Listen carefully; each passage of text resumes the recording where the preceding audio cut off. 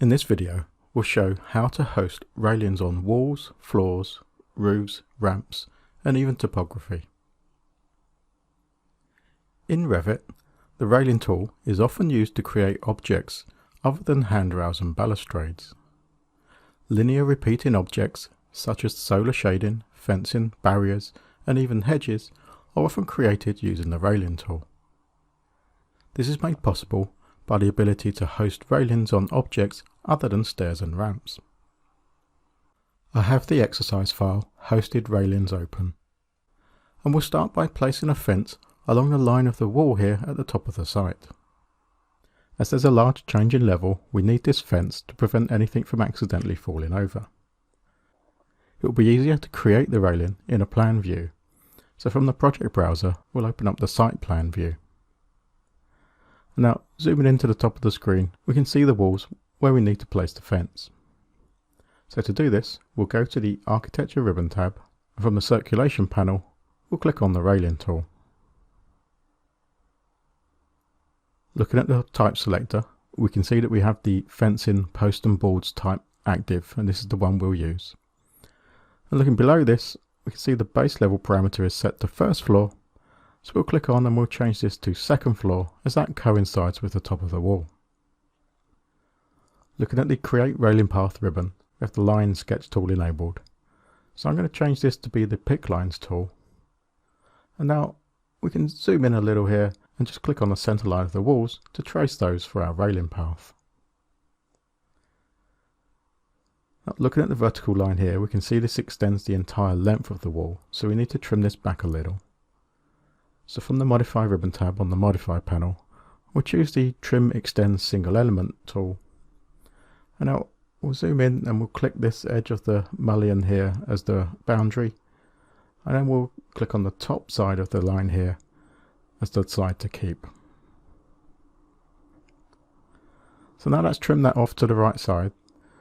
Looking at the sketch line that follows down the slope of the wall, we can see this goes right to the very end of the wall. And we need to just drag this back a little. So we can see we have the control at the end of the line, so we'll just drag this back slightly. And now once we've released it, we can edit the temporary dimension to be exactly 6 inches. So now that we have those sketch lines created, we'll click Finish Edit Mode to create the railing. Straight away we can see that created in the plan. We can see the post here. We'll swap back to the site 3D view. And here we can see the railing following the line of the wall up at the second floor level. And we obviously now need it to follow the slope of the wall. So to do this, with the railing selected, we'll go to the Modify Railings ribbon tab, and from the Tools panel here we'll click Pick New Host. And now we just need to click on the wall. Straight away we can see that fence follow the slope of the wall down. Zooming into the top of the slope here, we can see that where it changes angle, the actual boards themselves also kink, and this isn't a realistic situation. So we can edit the railing path to fix this. So I'll swap back to the site plan view, and now with the railing selected, from the Modify Railings ribbon, we'll click Edit Path, and we can see that this is one continuous sketch line along this wall here. And actually what we need to do is to break it at the change of angle for the post to be created. So we'll go up to the Modify ribbon, and from the Modify panel we'll click the Split Element tool. Now zooming in, we just need to click on the sketch line at the location here where it changes angle, and then that line will be split into two. So now having done that, we'll click Finish Edit Mode, and straight away we can see that that split in the sketch gives us a post here. We'll swap back to the site 3D view. Again we can see now we have that post at the change in angle, with the boards meeting at the post and giving us a much more realistic representation. Now looking at the raised deck here, we have a ramp coming down, and we need to add a similar fence coming down this slope. If I select the ramp here, looking at the properties palette, we can see it's actually created using a floor, and it's the wood decking type of floor. And it's been turned into a ramp using the shape editing tools. So to add the fence along this ramp, we'll swap back to the site plan view.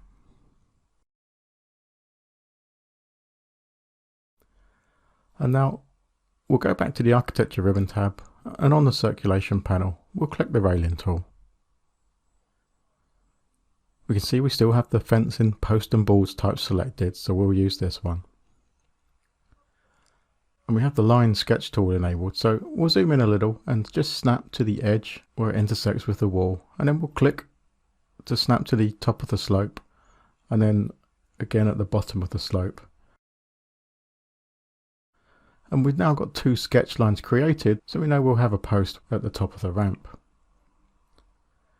So whilst we're in the create railing mode, we'll go up to the create railing path ribbon here, and from the tools panel we'll click pick new host, and then we'll click on the floor to host that railing. So now we have that done, we'll click finish edit mode to create that railing, and we can see we have the post there, and we'll swap back to the site 3D view, and again we can see that fence now following down the slope as we want it to. And zooming in, we can see that we also have the post at the top of the ramp, as we created that with two separate sketch lines. We can also see that the posts actually overhang the edge of the deck slightly, and this is because they're set up from the center of the sketch line. So looking at the properties palette here, we have an offset from path parameter. So we'll change this to be 2 inches. And now once it's applied, we can see that entire fence move over by 2 inches from the sketch line that we created.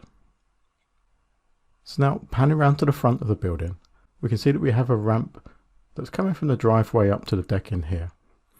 And we do need to add some guardrails around the edge of the ramp. So we'll go up to the architecture ribbon tab, and from the circulation panel under the railing tool, this time we'll select the place on stair ramp tool. From the type selector, we'll choose the guardrail timber railing type. And now we just need to click on the ramp, and that guardrail will be placed from top to bottom on both sides of the ramp. Next we'll place a hedge along the edge of the driveway here. So again, from the architecture ribbon tab, on the circulation panel, we'll click the railing tool. Looking at the type selector, we'll change this to be the 2'6" hedge railing type. And now from the create railing path ribbon menu here, we'll change the sketch tool from line to pick lines. And we can now click on the edge of the floor slabs that create the driveway for the sketch lines to follow their edges. Once we have those created, we'll click finish edit mode, and we can see that hedge has now been created. So whilst it's still selected, we'll go up to the modify railings ribbon menu, and we'll click on the pick new host tool, and now we just need to select the actual topography itself. And again, we can see now that hedge following the line of the topography up the slope and across the back of the driveway. So next we need to place a guardrail around the edge of the roof on this building here. And to do this, from the project browser, we'll open up the roof floor plan view. Now zooming into the building at the bottom of the screen, this is where we'll create the guardrail.